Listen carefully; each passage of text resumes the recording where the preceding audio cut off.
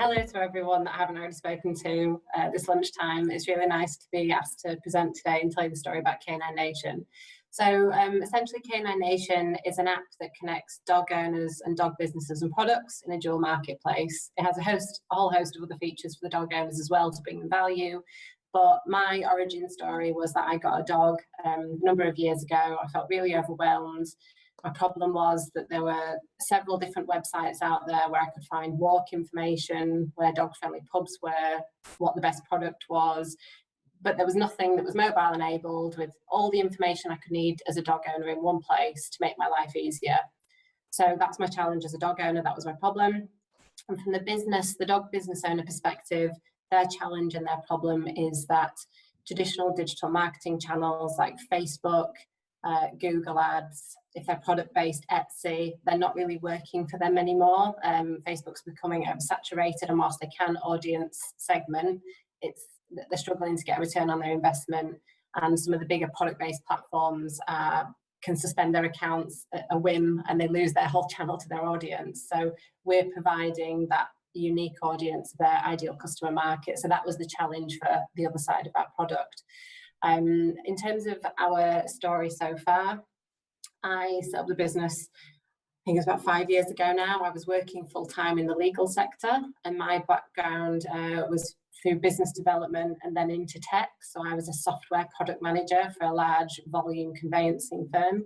That meant that it was my job to work with stakeholders, developers, and translate requirements and work with them. I'm sure a lot of you know what that is, but for those of you that don't, that's what I did. So that was my background. And I bootstrapped to start with. I was quite fortunate that I knew what I considered to be a trusted developer who I could work with. I scraped off what I could of my salary every month, and I would drip feed them, and it took a long time to iterate and to get my first version of my MVP. But I did that for a good couple of years, and then I had my turning point where sadly we lost a colleague in a road traffic accident one weekend, and that was my springboard to say, life's too short, I'm going to go for this, and I'm going to try and see if I can make something of this business. So I took off on a 3-month road trip with the dog in a motorhome, and I validated my proposition. And I toured around the UK, just me and the dog, and I was out there meeting customers, meeting businesses, running the idea of this app past them, trying to do some market research, and also just take a break from corporate life at the same time. So that was my testing the market. I then came back and signed into a business accelerator program that's up here called RTC North. And I am quite a risk-averse person, so I lined up some consultancy work in the interim to pay the bills. 3 days a week I did consultancy work, 2 days a week, well, the rest of the week, weekend as well when you're a founder. I was working my way through a business accelerator program. No one in my family had ever owned their own business before. First-time founder, I had a lot of skills gaps. So it was really essential that I understood where my gaps were, and I worked with the people on the Accelerator program to fill those gaps so that I could get myself investment ready as a business and understand where I needed the additional support. I then went and took part in a pitch fest event where I was introduced to North Invest, which is a local group of angel investment. I was very fortunate to get my first round of seed investment. That took the form of a mixture of capital and sweat equity, which is sometimes not that common and can sometimes terrify people. But it really worked for us as a business because one of the investors was actually a development company, and I was able to work very closely with them. I'd done my research, got third-party quotes, I understood the value of the piece of work that I needed to take place, and I had the advantage of having that tech background. So I knew my set of requirements, I knew not to do project scope creep and all the rest of it. And we set off on that journey, and we relaunched the app in October of last year. So we're just coming up to our 1-month birthday of the latest version of our app. And then earlier this year, we did another little top-up, a seed investment round as well, where we raised it was 167k in the end. And it's been great. It's been a massive learning curve for me. As I said, first-time founder. Nicola mentioned earlier, she learned so much from her initial business that's made her, come back really strong second time round, and it's a huge learning curve for me. And I think one of the biggest things that you have to do when you're a founder is recognize your weaknesses and not be afraid to ask for help. I know I'm strong on product. I know I'm strong on the development cycle. That's my comfort zone. I'm also Prince 2 project manager, so that whole side of things I'm very comfortable with. Financial forecasting, accountancy, I don't like. Numbers don't really work well for me, but that's fine. I don't have to be an expert. I can have people to support me with that, and as long as I have an understanding of that and can be responsible enough to understand those figures, I don't have to be an expert in that. And I think that's probably something I'd say for anyone looking to start a tech founder or is in that space at the minute. If you don't understand tech, don't panic. There are people there to help explain it, but it's about finding the right people around you to help support you through that process and fill your gaps. Something that was really important to me when I first started looking for angels to invest in the business. And I think sometimes something that people forget is it's a two-way street. Yes, the investors can do due diligence on you as a founder and in the business, but it's also your responsibility to do your due diligence on them. Speak to other founders where they've invested in companies, get feedback on what it's like to work with them, because this is a relationship and it has to work both ways. And if you don't like the way their style or their approach, then it's not going to work. You're going to rely on these people, and depending on how active or passive they are, you need to understand all that, and you shouldn't be afraid to ask those questions early on. One of the other things with learning, and again, we were talking before, just the session started, Nicola mentioned it, was about data and analytics. And I think as a tech company, that's so important. We're really still very early in our journey. We've just hit 5,500 users, and we're growing at a rate of 1,500 users a month, which is great for us. But we're still understanding what our magic sauce is. We're being driven by our data, and that's so important, because as a founder, as someone who was very passionate about what I was trying to create and had a very clear vision of what it would become, that's great. But if the data is showing you that actually the community is using the app in a slightly different way, and actually this feature is stronger than this one, you have to go with it. And yes, you can influence and make this other feature a bit better, but don't build something, don't be so blindsided and push the app in a certain direction, or your product, whatever the tech product is, in a certain way that you're not open to where the product market fit is. And I think that's really, really important to look at the data.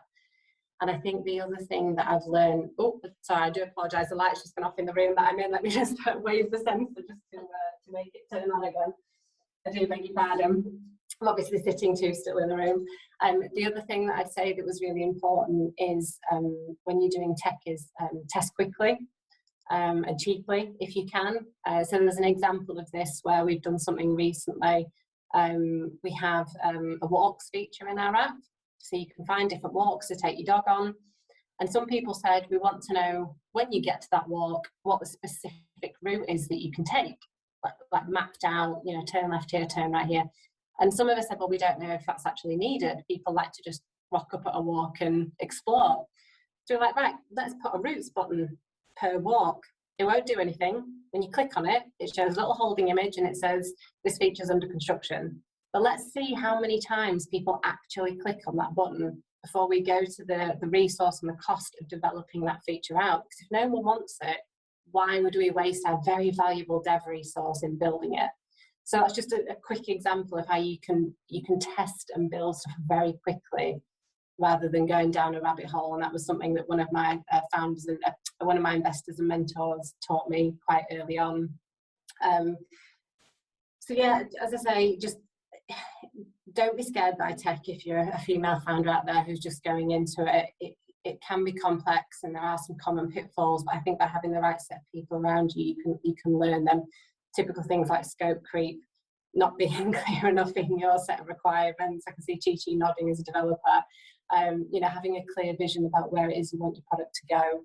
You don't have to be an expert in it, but try and get a bit of a rudimentary understanding as to how the cycle works and the importance of testing and the release process.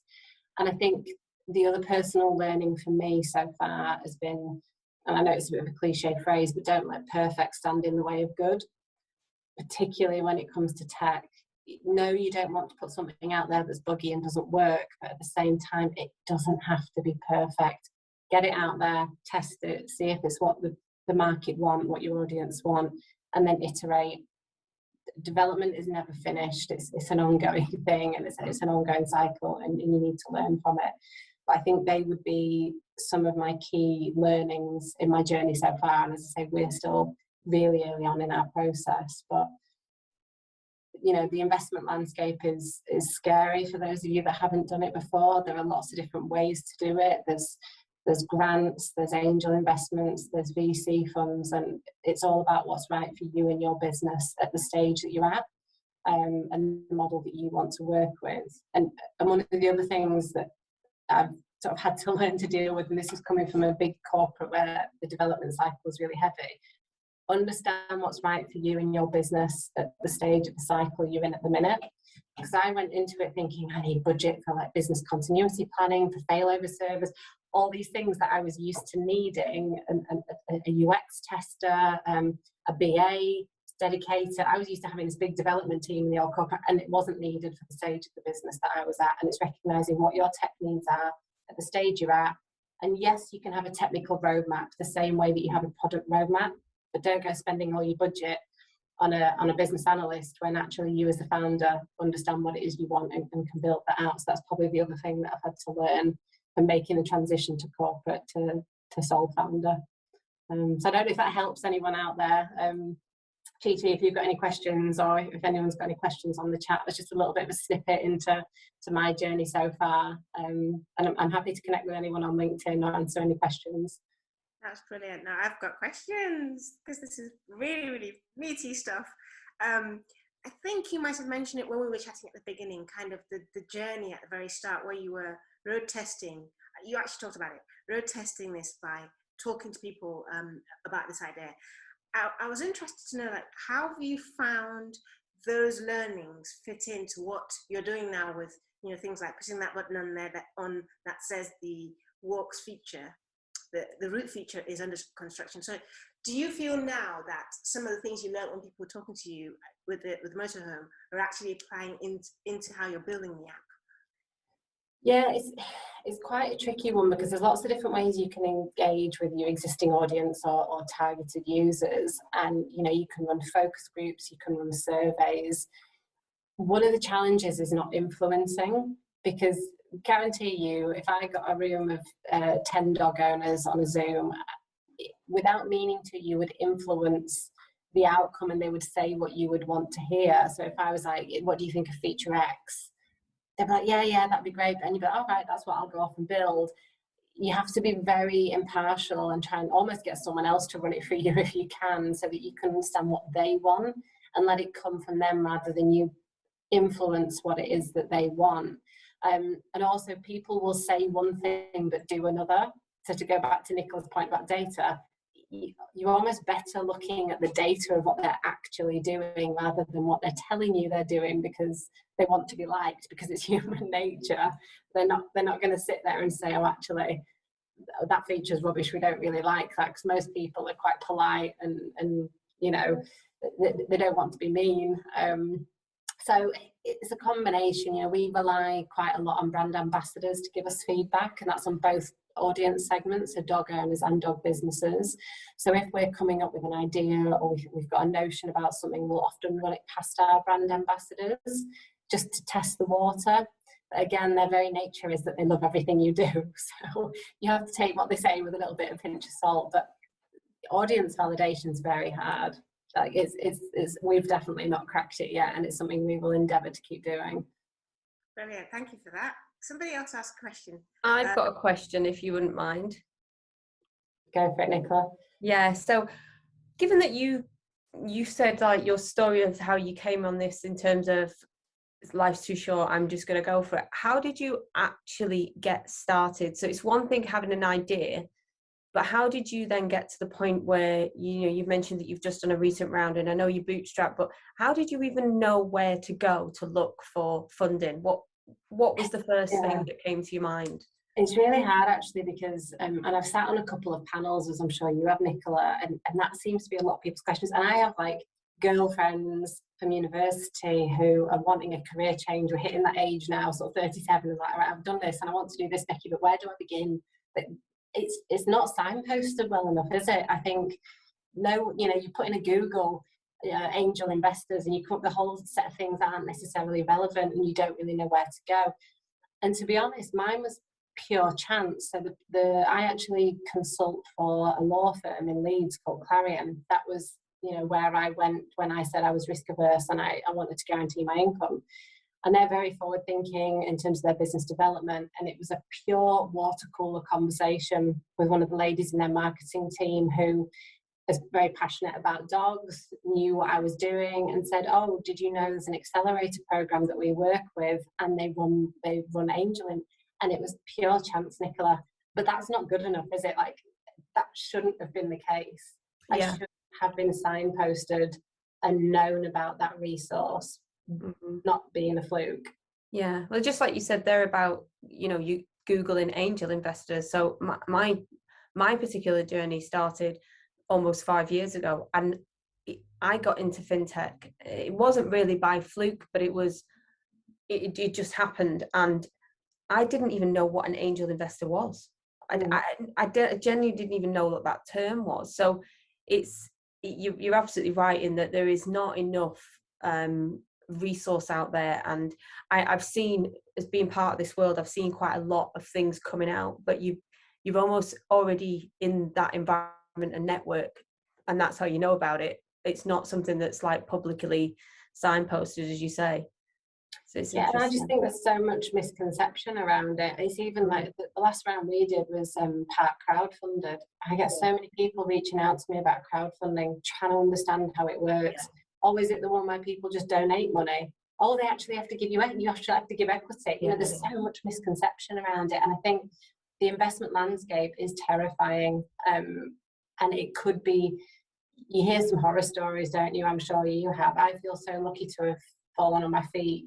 Yeah. But that was partly because I did that due diligence exercise. When people showed me interest, I wasn't scared to ask questions back. And I think it's something that I need to stay this way throughout the journey, because we will do multiple raises. That's going to be our path, and we know that. And it's never letting yourself get to the point where you run out of cash and then become desperate and take a deal that's maybe not right for you, or that there's an angel that's not right for you. You have to kind of go into it. And that's the other thing that really surprised me, was how long the investment raise cycle is. Yeah. It's a 6-month cycle from my experience, no matter which way you shape it. So you need to work backwards with your cash flow and be like, right, at what point? Because one of my investors has an expression, and he says, I'll probably get it the wrong way around now, but he says, profit and revenue is food, but cash is air. Yeah. And if you run out of cash in the bank, then you're done for. So you're telling me. Yeah. Yeah. Really great stuff. This is why I do this. Carry on chatting, and I can see there's questions in the chat. So if there are people who want to speak as well, just unmute yourself. Carly, you've got a good one. Do you want to ask it? I'm unmuted now. I'm sorry. I just wondered how you found your brand ambassadors, and what that journey looked like. Hi, Carly. So for us, we do quite a lot on socials, because the majority of our brand is B2C market, and dog owners are, you do get some dog owner evangelists, you know, particularly through the pandemic as well. There's been the puppy pandemic, which we all know about. And we just found that we had certain people that were very engaged with our brand right from the start, and they just got it.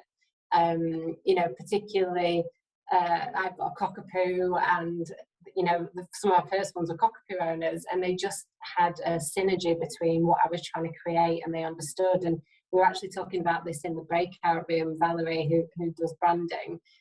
Our brand personality is very much based on what I was experiencing as a dog owner and being authentic with that. And I think people related to that. And you always get brand evangelists who, yes, they want to take their dogs everywhere with them. They want to give them this amazing life. They want to find new walks. They want to take them to the pub with them, or they take them on their holidays. So the brand ambassadors almost came to us through their engagement. And then we reached out and we're like, look, you know, would you like to actively contribute to the community and play a role in what we do?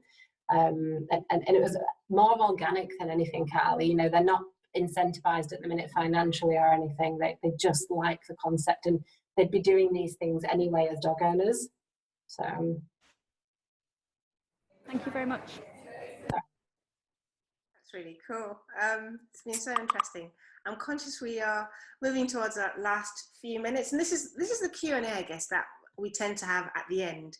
We've got 5 minutes, well, at least 7 more minutes of it, and I encourage everyone who's actually got questions from all we've done today to ask. So I'm going to go back a bit to what you shared, Nicola, and I guess because both your products are so different. You're very much in the B2B space, Nicola. My question is this: like, how do you manage comms with your community? I want to actually ask you both, because I noticed this for Becky as well. How do you manage comms with your community, with your audience? Are you doing it via just mailing lists, or are you engaging with them on social? And how do you do that and align that to what you're developing, like your roadmap? Is there a feedback loop in that? Yeah, absolutely. So we use every which way possible to communicate with our customers. So we have a subscription database, we have a CRM in which we do weekly kind of mail shots out to the community who've signed up for that.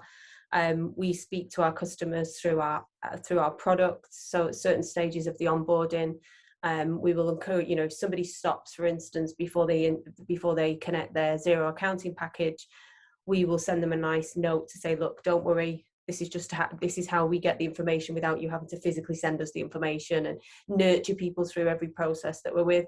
And then it's also the same for the debtors. So obviously we've got invoices that we then need to chase. So we have communications not just with our customers that we kind of effectively earn revenue from, but also with the debtors, who are equally as important to us in terms of who's going to be responsible for paying the invoices when they're due. So, and then we have blogs. We have quite a lot of content on our website. We have social media, which we use primarily for LinkedIn. Because we feel that it's the best from a B2B space perspective. So we use a vast array of ways of communicating. And there is nothing better than good old-fashioned picking up the phone and having a conversation with people, so that they know that there is a human at the end of this amazing product that you build as well. Yeah, and that's fascinating. You said all that, and I know you're a small team. I'm like, how do people do this? Like, how do you... have you outsourced some of it? How do you manage all of it? Well, I think you have to outsource some of it at the beginning. So, you know, with every startup, you have a limited budget. And to Becky's point earlier, you've got an amount of runway before you're going to exhaust all of your funds, and you've also got to factor in the fact that you're going to have to do a fundraise. So, to Becky's point, you write off the last 6 months of your runway, because that's when you're going to be fundraising. So any of your objectives or anything like that you need to meet, you must meet 6 months before you're going to run out of cash, because it's at that point you're going to be going out shouting about this amazing business that you've got.